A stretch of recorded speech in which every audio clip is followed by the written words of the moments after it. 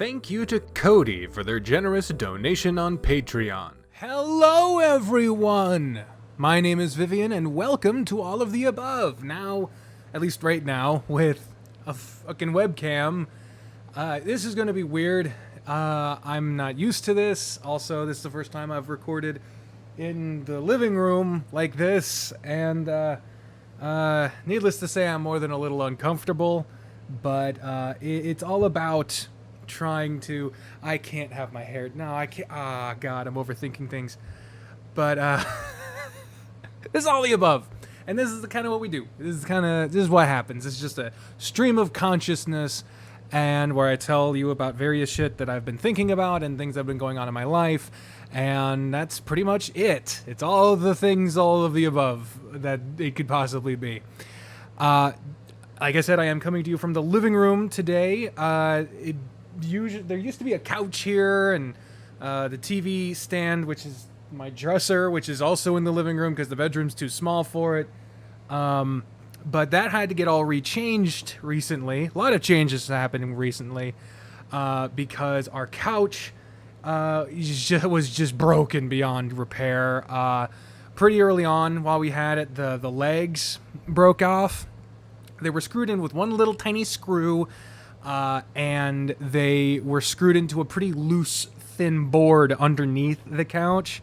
And we tried for a long time to repair it, to makeshift it. We stuffed shit under the couch to try to make it work. It just wouldn't fucking work. But during that time, it became pretty much Spoof's bed. Of course, now he sleeps in the bedroom with us, which he's loving. He's currently looks like taking a snooze on the bed. So that's adorable. And y'all can't see it because I'm not getting up to move that camera. It's actually placed on my TV way far away. And you're also going to meet, on occasion, my... Oh, nope, she didn't come all the way out.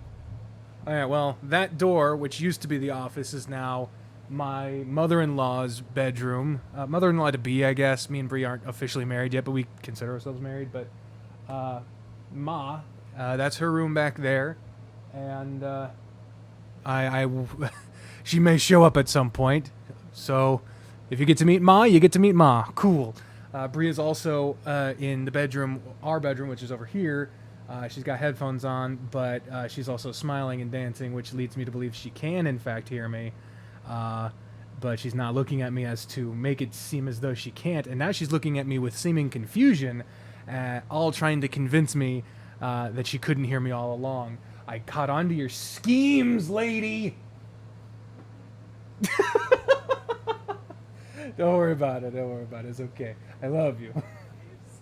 You do have schemes. No. You have schemes and you can't get rid of them. But yeah, so the couch, the legs broke out underneath it. And Spoof was using it as his bed for a long time because we were trying to slowly, incrementally get him to... Oh, there's Ma! Hey! Hey, Ma! Hey! Hey! Welcome to all of the above. She's gonna talk. You go ahead. You do your thing. But yeah, so it was Spoof's bed for a while because he would sleep out here, and slowly he's calmed down over the past almost 2 years that we've been in this house. But in that time, a dog can really stank up a couch. Plus, he got a lot of puppy energy out. He's calmed down tremendously, but he still has some rowdiness in him every once in a while. But yeah, he didn't treat the couch with the greatest of care, and it doesn't help that I am 400 pounds, so anything I sit on is on borrowed time, pretty much. And so by the end point, this couch, the whole bottom of this couch had fallen out, essentially. You were basically just sitting on the floor, but with springs that were not attached anymore, and cushion that was wafer thin as soon as you sat on it. So that's fun. It's not fun, actually. It sucked, but it provided some entertaining moments because, and I got into this during a Pokemon Puzzle League recording, I believe, but I burned it We were going to try to break it down, leave it by the curb. We put it by the curb for a few days. No one took it, which is just like hard to believe in this area. You put anything by the curb for like a minute. You put a car by the curb and it's gone in an hour. But no one wanted the couch. It was fucked up. It had duct tape all over it. It was not good. So I was going to try to break it apart. Bree didn't want me to do it at all, for the record.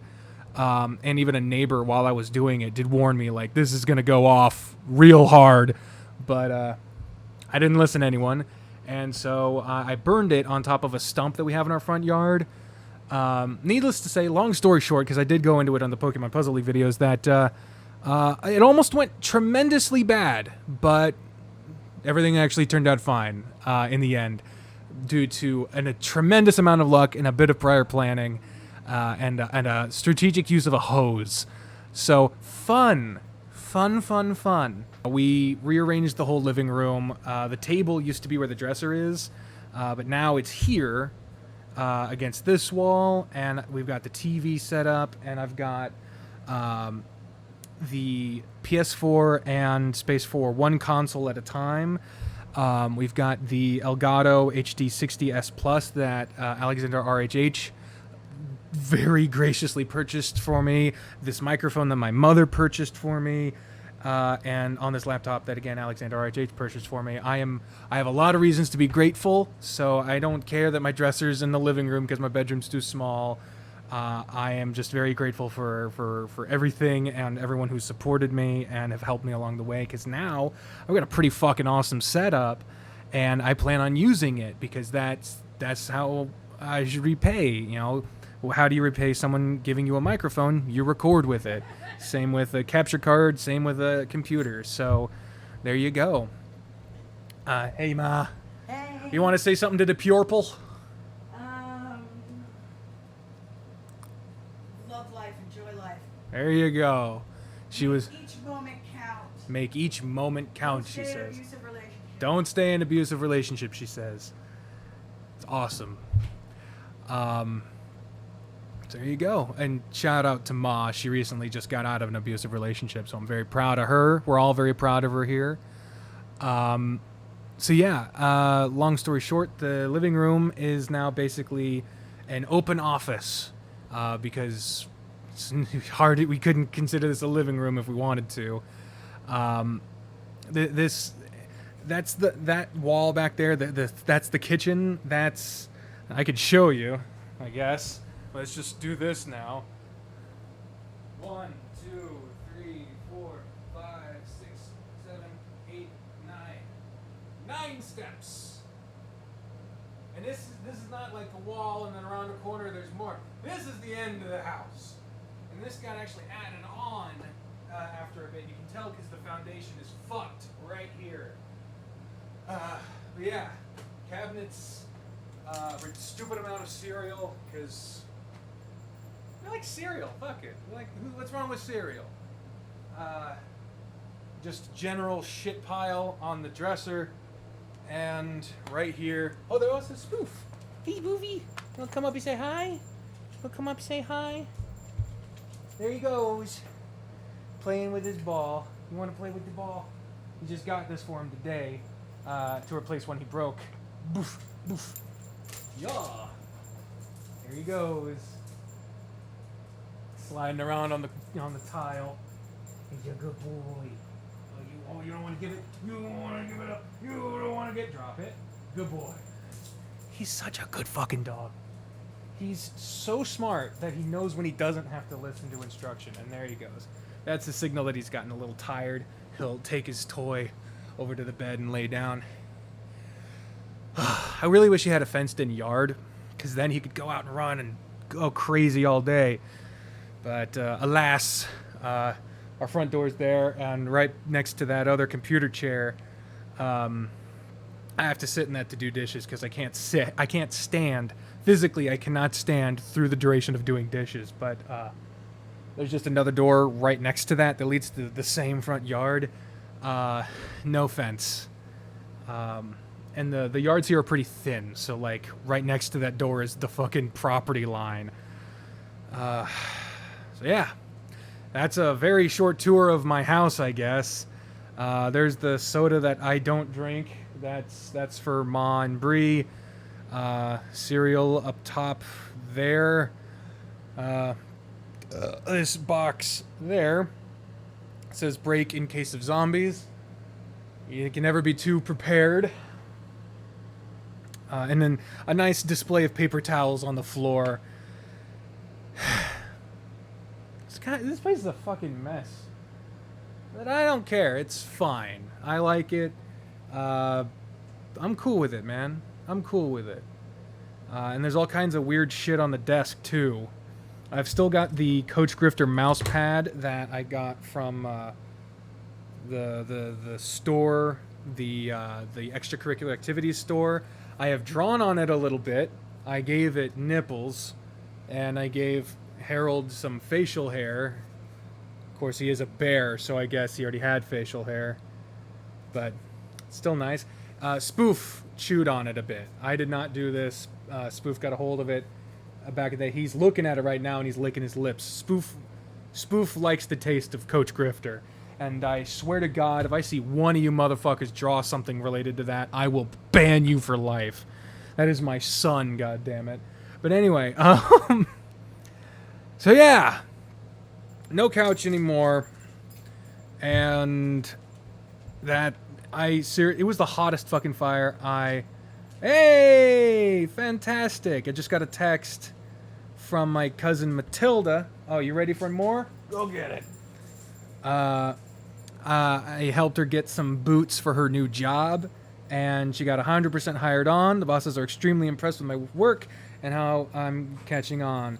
That's fucking, god damn it, fucking fantastic. Fantastic. Great work. You rock. Heart emoji. Okay. Also, the sound out here is garbage because right there, I could lean over and touch it. It is the only air conditioning we have, and you bet your ass I'm not turning that shit off in fucking July for the sake of sound quality. You can fuck yourself. You think that I'm doing that shit. This house has central heating, but the landlord's never installed an actual air conditioning unit outside to hook it up to this thing. So during the winter we can keep warm, but during the summer we can't help but keep warm still. So it's just off. And we have one window unit, and that thing is old, and it was in a shed. We technically have, you can't see it, but upon hearing us complain about it, our landlord brought over one of those wheelie ones that has like a fucking hose that you can stick in the window. But there are no windows that work for it. So we have it in our doorway, and it pumps the hot air out into the living room, and we close the door, and the cool air kind of stays in there. It's not really sealed, so we just kind of deal with it. But fortunately, Ma and Bri have anemia, so Ma having more hot air, she does not mind that shit. So it all works out in the end. Obviously, we want something better, but right now, this is comfortable. We're comfortable here. Isn't that right, Spoofy? He's got his bed under the table, so he's gonna lay down. Oh no, he just did a lap. And there he goes. There's my Spoofy. Oh God. Had the little reflective eyes. That was horrifying. You're a scary little dog. But anyway. So that's one of the changes. I love you too. She's fucking awesome. For a full story on what happened with the couch in more detail, you can watch the Pokemon Puzzle League episodes. If they're up before this, after this, I have no idea when this is going up. My hair has gotten way longer now that I'm looking at it. I brushed it a little bit right before doing this. Problem is with brushing it, it makes it flat, and I don't like the look of my head with flat hair. Like, if I brush it back like this brush is fucking incredible, by the way, because my hair is thicker than a motherfucker. And because it is curly when it gets longer, gets a lot of tangles, this is a goodie brush. only a couple bucks at Walmart, and it's a detangler. And as you can see, it goes right to the bottom. It goes right through. It doesn't just get the top coat for me, so it just goes right fucking through.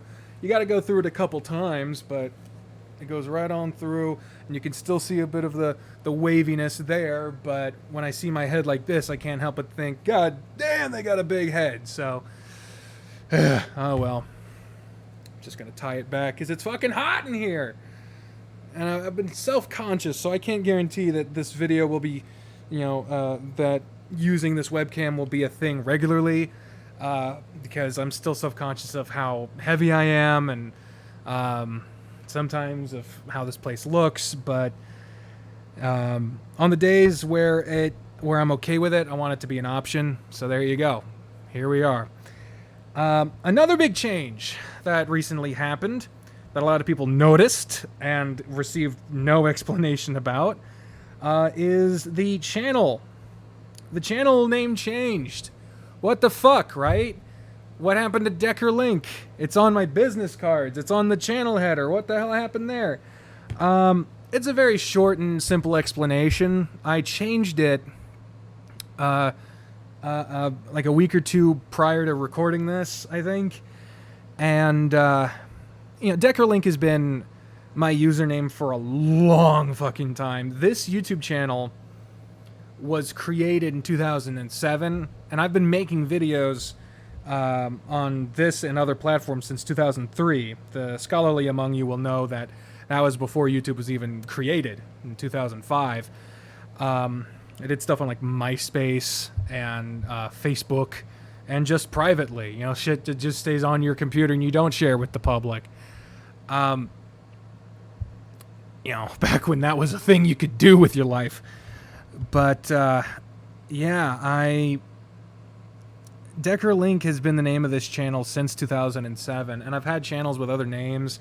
Decker Jack was a channel for a long time. That was my second channel.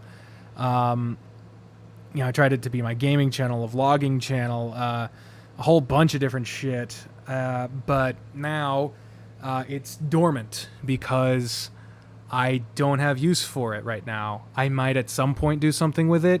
I have no idea of what I would do with it, and I see no reason to do anything with it right now. But if this has shown me anything, just fucking anything could happen. As long as you keep open to the possibilities. So, why then, if this channel has been named Deckerlink so long, did I change it from Deckerlink to Vivian Jade, which was the rename of Decker Jack, which was my personal not lifestyle vlog, but like a video diary thing that I was doing. The reason is because it's a couple things, but primarily, once I figure out how to do it legally and have the discretionary funds to do so, Decker's not going to be my last name anymore. I am going to be legally changing my name to the name I am transitioning into through my gender transition. And Decker is my current family legal last name.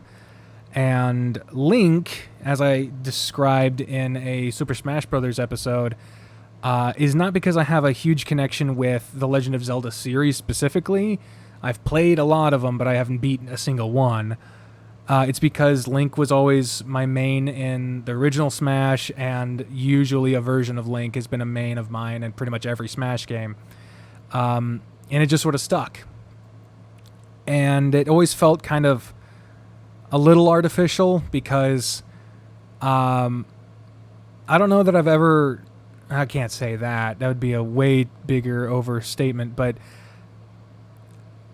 a lot of times when I said my name, my legal name is Jacob Decker, it never felt natural.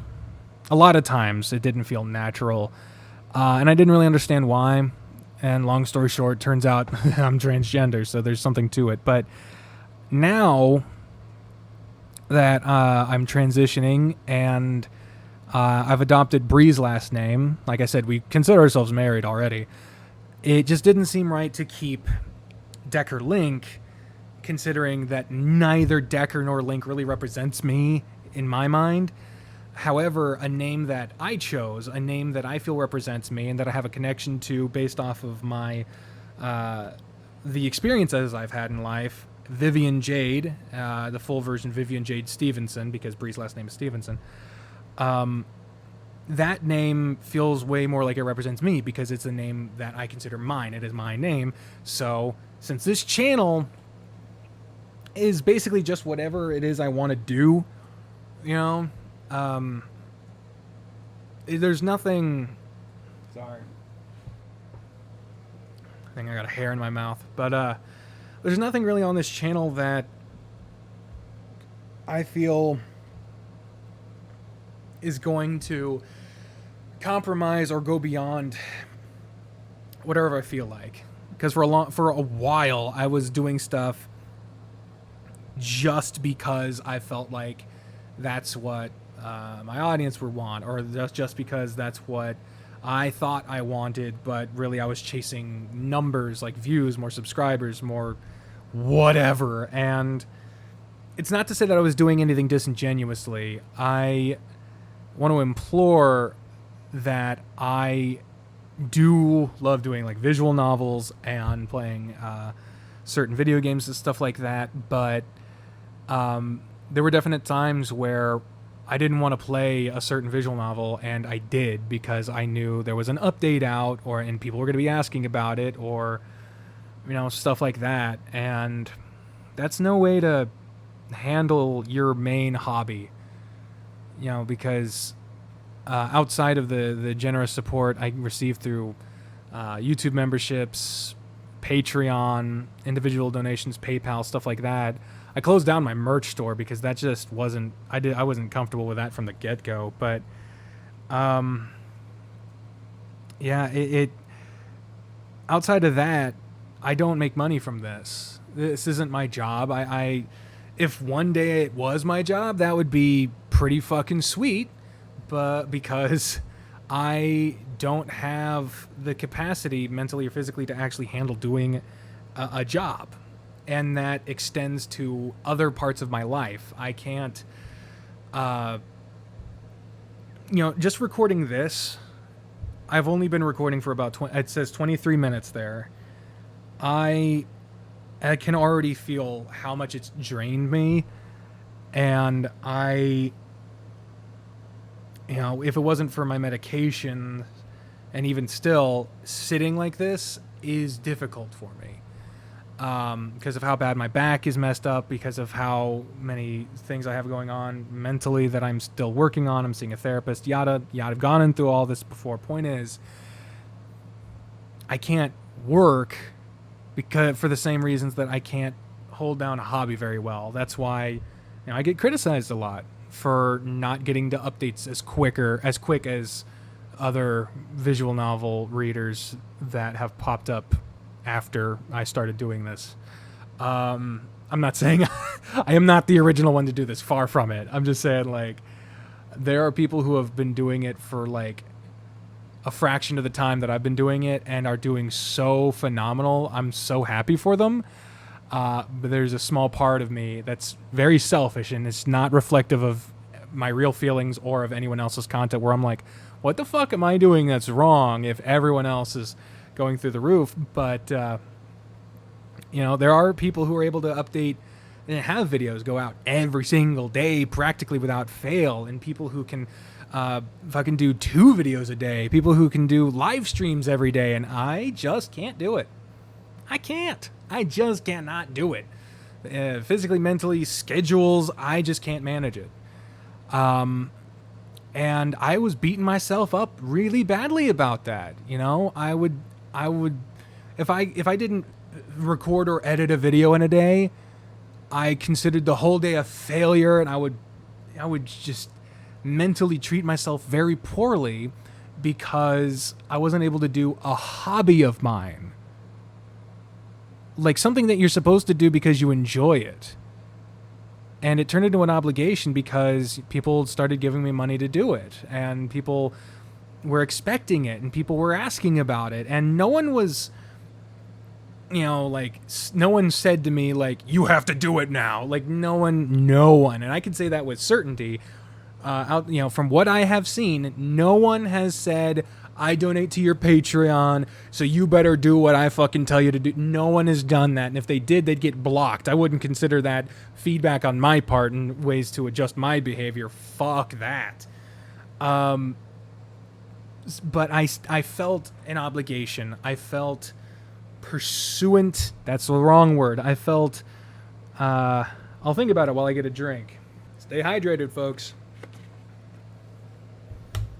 I learned that lesson really recently, and I won't go into the details, but it hurt like a motherfucker. Anyway, the long story short is, my attitude towards this YouTube channel, my dream job is not to be a YouTuber, it's to be a voice actor, and I don't see a clear path in my life to becoming a voice actor.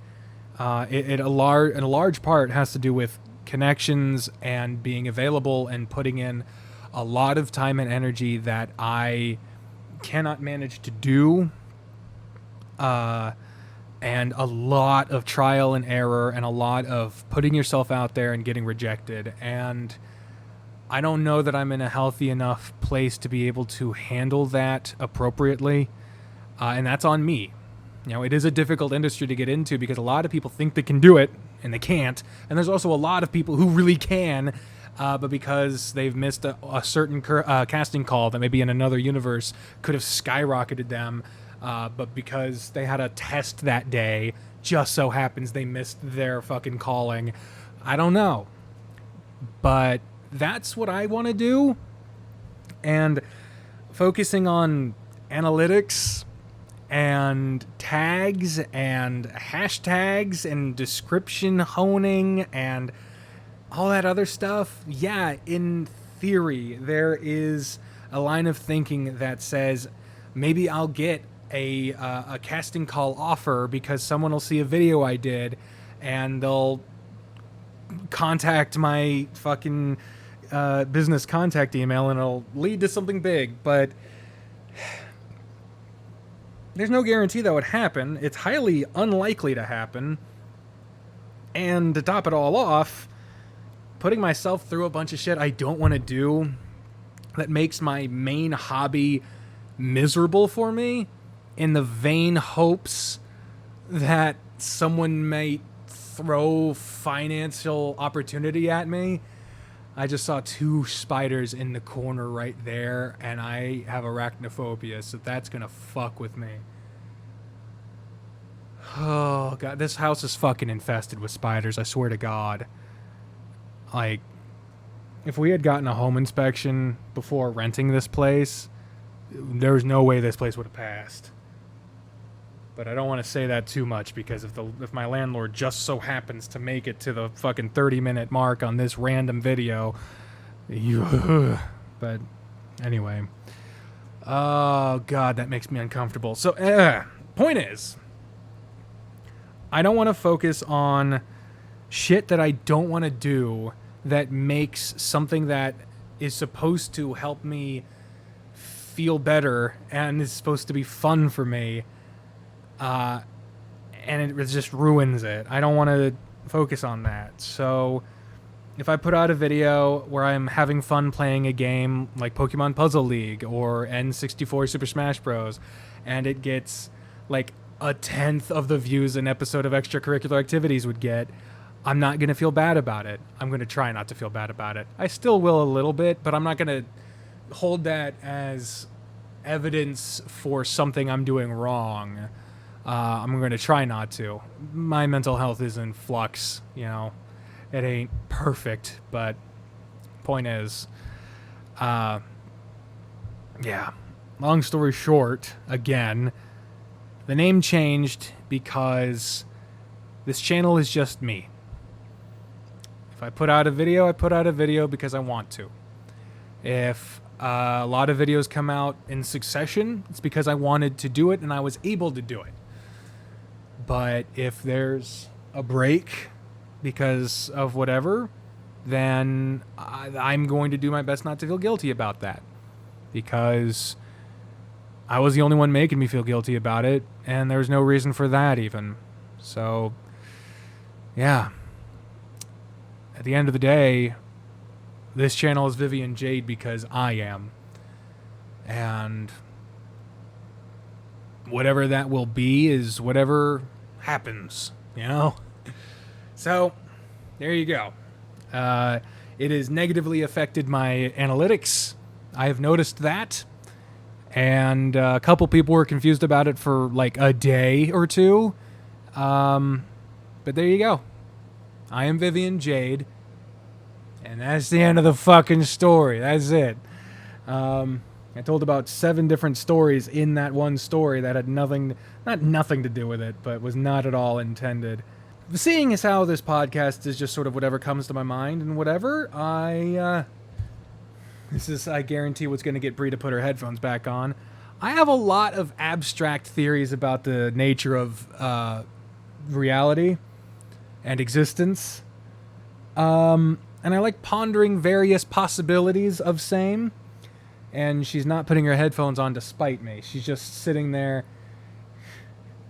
There was a moment where I was just spitballing about various theories about humanity and existence in the universe. And they were so out of left field that she got mad at me. Because they were just unsolicited, out of nowhere, random sounding shit that had a logic behind it, but when you start a line of thinking with what if we're all fingers? Yeah. This one, though, I wanted to talk about because I think it might actually be true. A lot of ones I'll think about as, oh, that might have been that would be a cool thing if it were true, or it could be cool, maybe. What do you think? Maybe it'll be a good book. I don't fucking know. But this one, I think, has real merit. And it's contingent upon a few other theories. For this specific theory, basically, you have to believe in the many worlds interpretation, multiple parallel dimensions spawning from various different decisions that send you off in a bunch of different directions in different universes, dimensions, versions of life, based off of the different choices. So essentially, if I didn't choose to wear this Mikey Wild shirt that you can buy at prowrestlingtees.com/MikeyWild, I think is the link. If I chose not to wear this shirt during this video, I would have used a different example, and I would not have possibly convinced one of you to go to my friend Mikey Wild's Pro Wrestling Tees store and possibly buy one of his fucking awesome shirts. I mean, look at this. It's fucking awesome, isn't it? You should totally buy it and support an independent wrestler. But, you know, if I had just worn like a different shirt, none of that would have happened. So in this universe, I did that. And in other universes, there's ones where I didn't wear the shirt at all, or I did wear the shirt and maybe someone went and bought one. Maybe multiple people did, maybe no one did. I don't know which one this one is because I don't know. But I recommend that you do it. They're reasonably priced, they're comfortable, they're independently run, and it helps individual independent wrestlers. And this guy is really cool. He was really nice to me, continues to be to this day. So support independent wrestling, support Mikey Wild, prowrestlingtees.com, Mikey Wild. But anyway, so that's an example. So this theory is about deja vu and where it could possibly stem from. The phenomenon of deja vu, the feeling that you have done something before, but you just can't place it. Or you've experienced something before, or you've felt something before, and you don't know why, you don't know how, you don't know where from. A lot of us have experienced it. There's a fucking water brand named after it, or an homage to it, Deja Blue.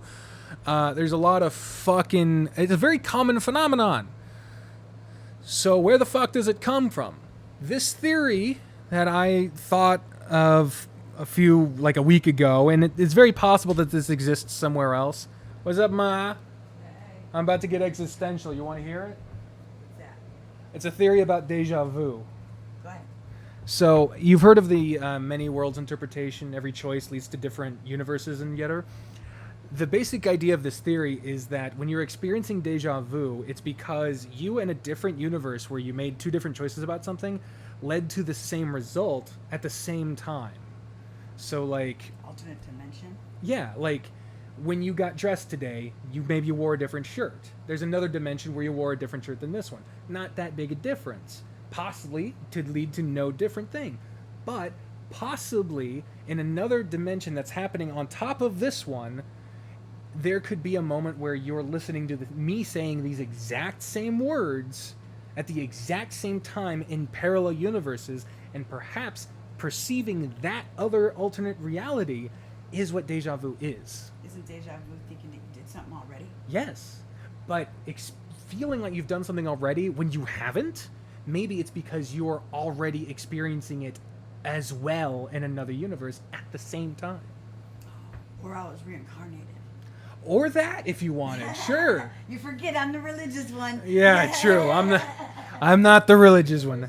That's the theory, where the boundaries between different realities, different dimensions, are weakened when, at the exact same moment, you and an alternate reality, alternate dimension version of yourself that is separated by some change somewhere along the way happen to come across the exact same phenomenon at the exact same moment on top of each other. It's also possible that in these moments, that's where dimensional slips happen.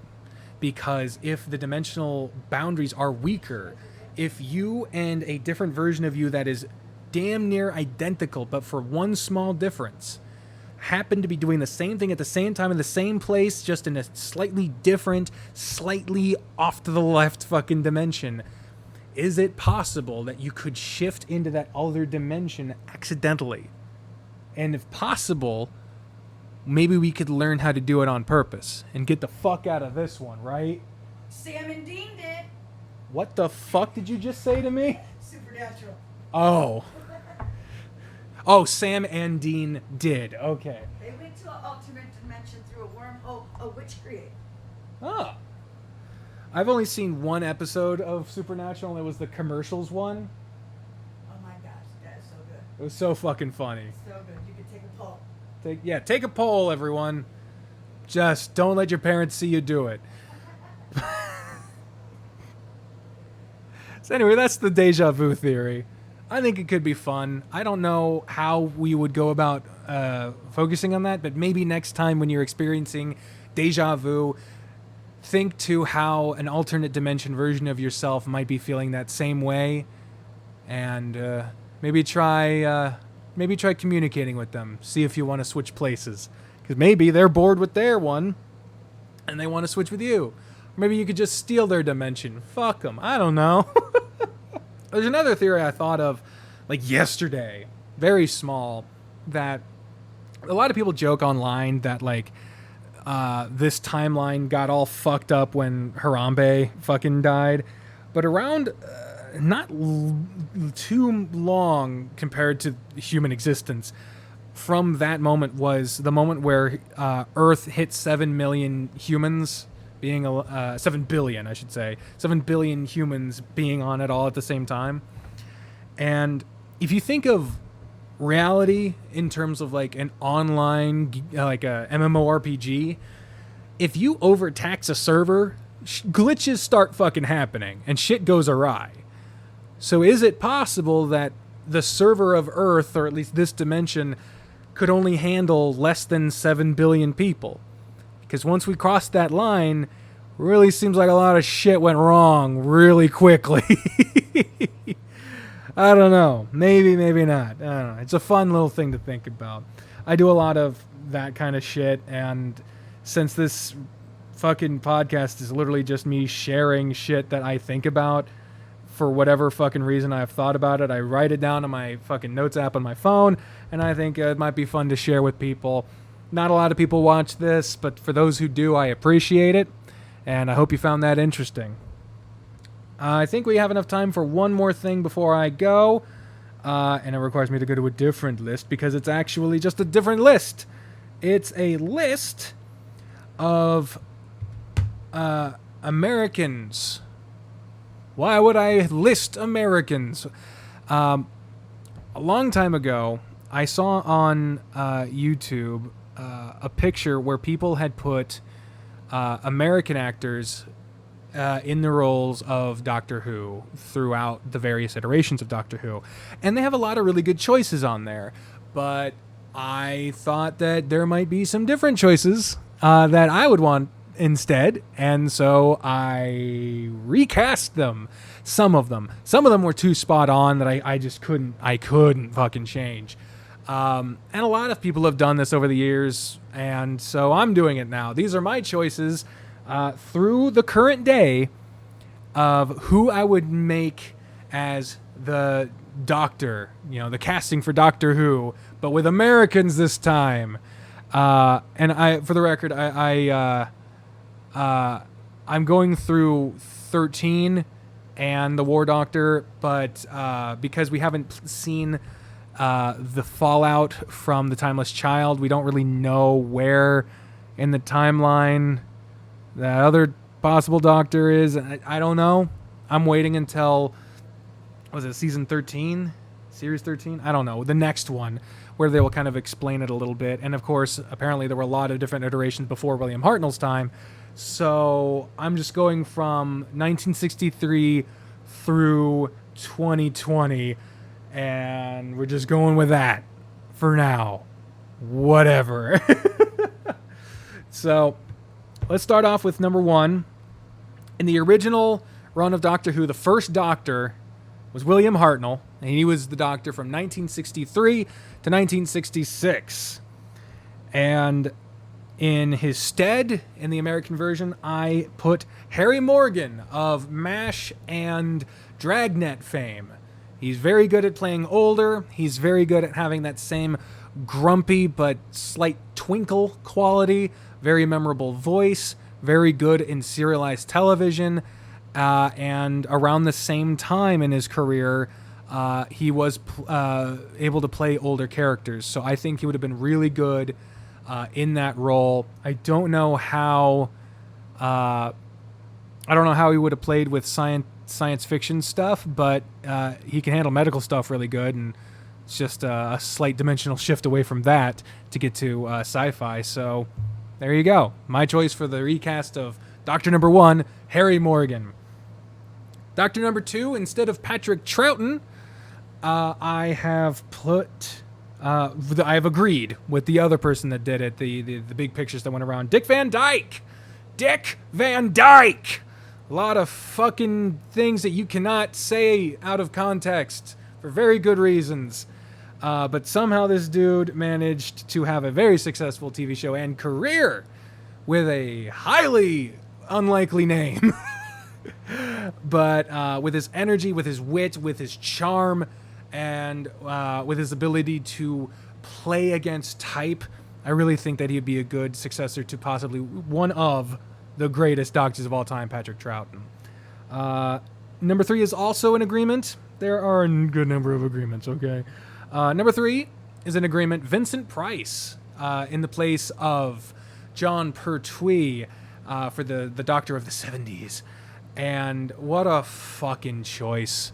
Who couldn't fucking agree with that?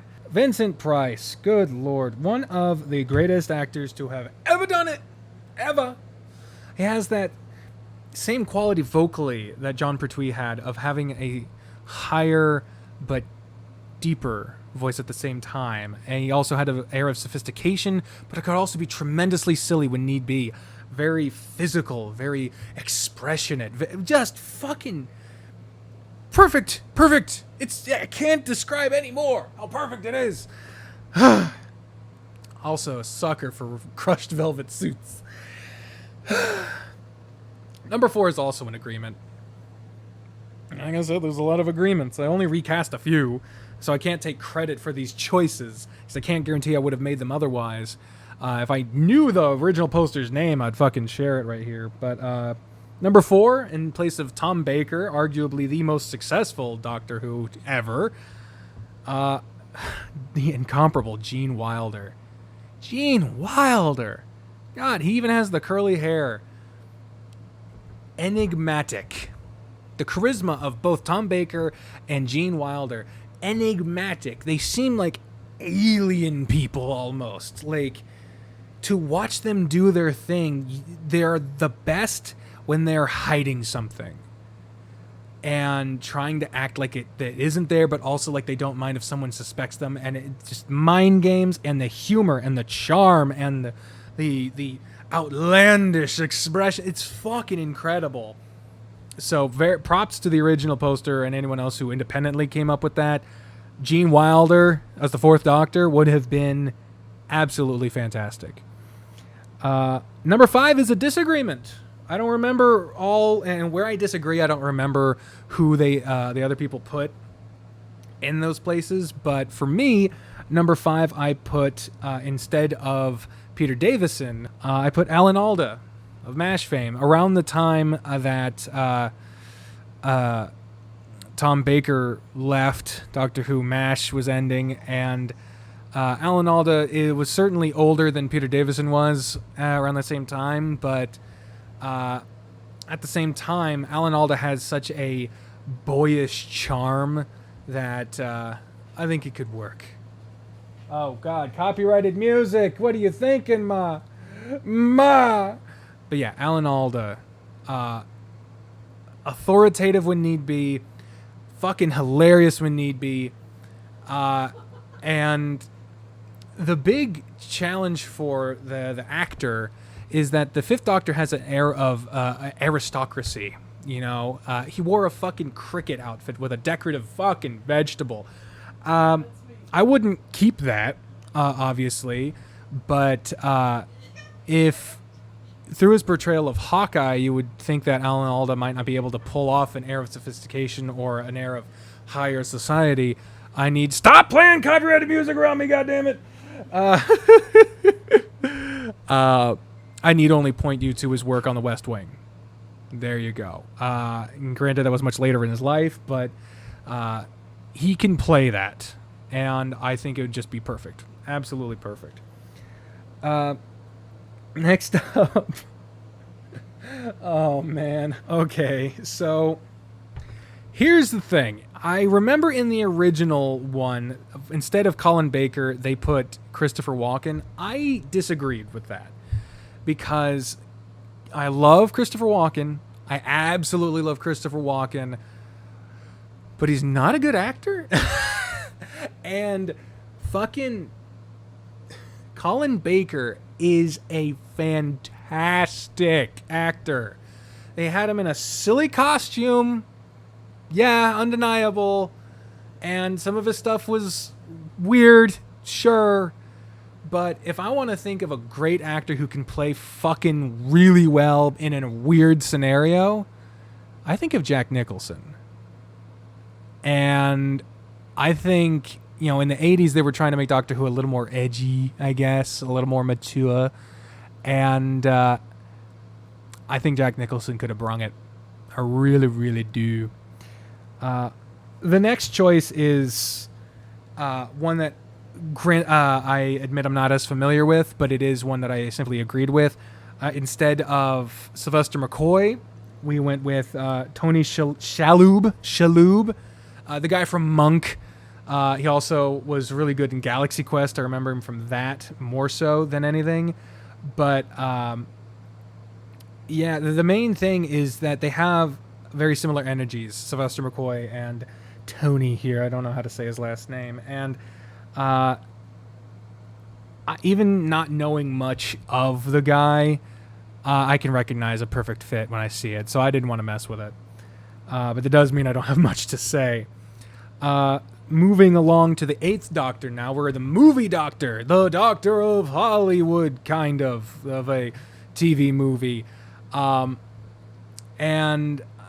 I don't remember who they had in this spot for the original one. Obviously, Paul McGann is the actual Doctor of the Doctor Who movie. But I chose Brendan Fraser. I think Brendan Fraser has that otherworldly charisma. I think he has the charm in that era. The movie was 1996. That would be a huge fucking get. Brendan Fraser in 1996. Just imagine, because if this is flipped, then it would be an American actor surrounded by a bunch of British people, and Brendan Fraser playing off of dry British wit is so good. Watch Doom Patrol, I'm serious. But anyway, so yeah, Brendan Fraser is the movie doctor. Fuck yeah. Especially that's when they were starting to put in the sex appeal, and you can't deny he's got that. Moving on in the timeline of the Doctor, this leads us to the War Doctor, even though that Doctor didn't show up for a while, and this one is another agreement. Harrison Ford. Harrison Ford, circa 2013, where he's the old grizzled badass with a bit of humor and charm stuck in there, and just a whole lot of I could give less of a shit, but not much of less of a shit. Absolutely pitch perfect. Pitch perfect. Can't disagree at all. There you go. That leads us to the revival, 2005. The revival, what brings back Doctor Who with its more cinematic style, more serious overtones, a little more action, a little more believability, a little more grounded, and in place. Of course. Sorry, I need to give credit where credit is due. Fucking John Hurt was one of the greatest actors to ever play Doctor Who, and he only got to do it on screen once, and what a fucking impression he made. But I need to make sure I say his name, because he fucking deserves and there's not much recognition to come from some random fat person in their living room ranting about recasting Doctor Who with different nationalities, but every little bit of recognition that John Hurt can get, he deserves. But anyway, so moving on to the revival 2005 instead of the fantastic Christopher Eccleston, who's tied for my favorite Doctor, Doctor number 9 there. I put in Richard Dean Anderson. Yeah, he was MacGyver back in the day, but more specifically, I'm thinking of his run on Stargate SG-1, and that he's a little more earthy than Christopher Eccleston, but if you had seen Christopher Eccleston in a lot of other stuff, I don't know, a lot of people would have thought he could be the kind of just phenomenal fucking Doctor that he turned out to be. He blew away everyone's expectations at the time, and I think Richard Dean Anderson could do the same. You know, I don't know how this would conflict with other stuff he's done in his career, but it's not happening anyway, so fuck it. Fantasy book that shit. Richard Dean Anderson as the Doctor number 9. Then you move on to the second most mainstream Doctor, the cute boy, the love interest. How could it not be? I totally agree with the original poster's choice, Neil Patrick Harris. I mean, Neil Patrick Harris and David Tennant in a room. I'm going to be stewing on that one for a while, but the point is, oh my God. I mean, parallels all the way down. Look great in a ill-fitting suit, the charisma, the ability to keep up with the pace, the physicality, the humor, the seriousness. It's all just fucking perfect. I just couldn't agree more with that. Next up, in place of the 11th Doctor, Matt Smith, Donald Glover. Yeah, they were doing the first Doctor before the original did it, which is easy to do in hindsight. But then again, Donald Glover.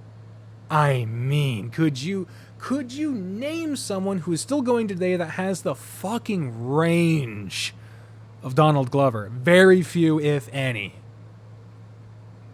And Matt Smith's Doctor, the 11th Doctor, there were more silly moments and serious moments and grand speeches and fucking ridiculous, almost embarrassing moments. This Doctor was all over the fucking place. So you would need someone who can grab attention with comedy and with drama in equal amounts across the board. Donald Glover is a perfect fit. And this is also in agreement with the original one. In the original post, it ended at Doctor number 12. Doctor number 12 was new at the time. Peter Capaldi, tied with Christopher Eccleston for my favorite Doctor. And again, the original post got it perfect. Bryan Cranston. You can play a bit older, but has that quiet intensity, explosive intensity if need be, the ability to look a motherfucker in the eye and command their presence if need be. The moral grandstanding of the 12th Doctor was among the greatest portrayals of the Doctor's tendency for moral grandstanding, but also has that phenomenal awkwardness. How could you not see fucking Walter White and his tidy whities throwing a pizza on the roof and think that this motherfucker is great at being awkward as shit, but still seem incredible at the same time? You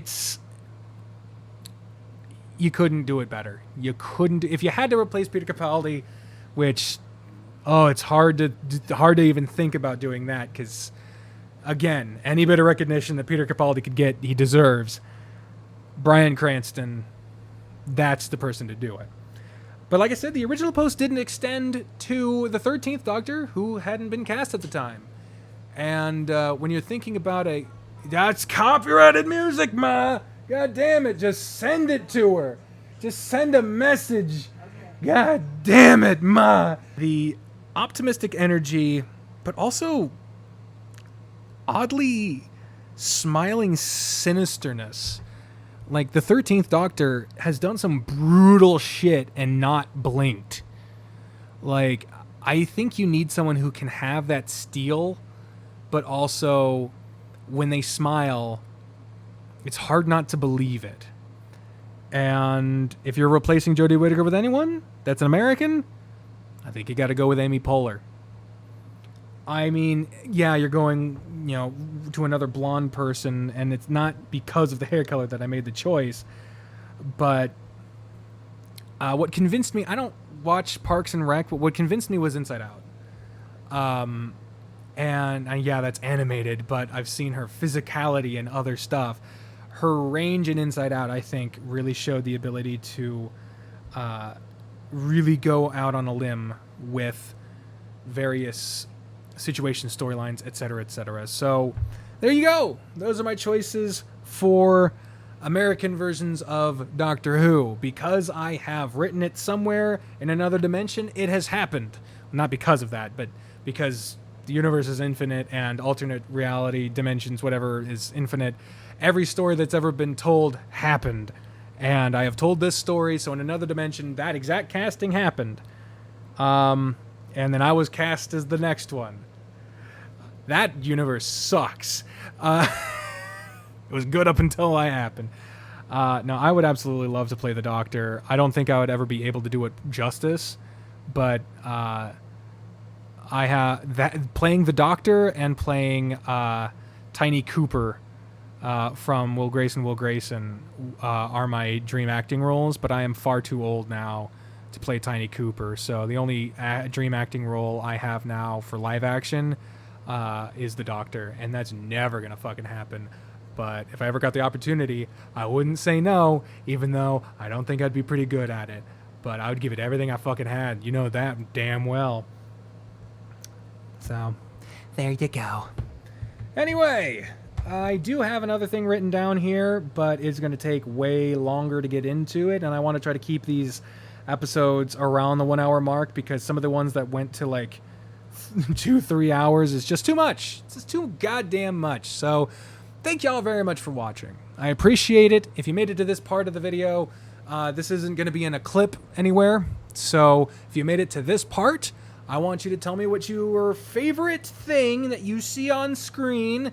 Don't say me. That's awkward and cringe. But your favorite thing on this square that you see right now, let me know what it is in the comments. Also, leave like hashtag Mikey Wild. Support Mikey Wild. He's so fucking cool. Oh, also kind of an announcement. Again, not going to be a part of a clip. Me and Mikey Wild are starting up a wrestling-themed podcast soon. Just getting excited for that. But anyway, thank you for watching. Leave that comment down below. If you want to support me, links in the description to my Patreon or to become a YouTube member. Very much appreciated. And stay tuned for the end slate, which is where the comment of the day will be and where the full list of people who support me will be. So if you want to be on that list, $1 a month will get you on that list. There's no minimum. It's got to just be a dollar. There you go. But thank you all for watching. I'll talk to you again sometime. There's no schedule for this one, so we'll see. Thank you, and have a nice day. Bye, everyone.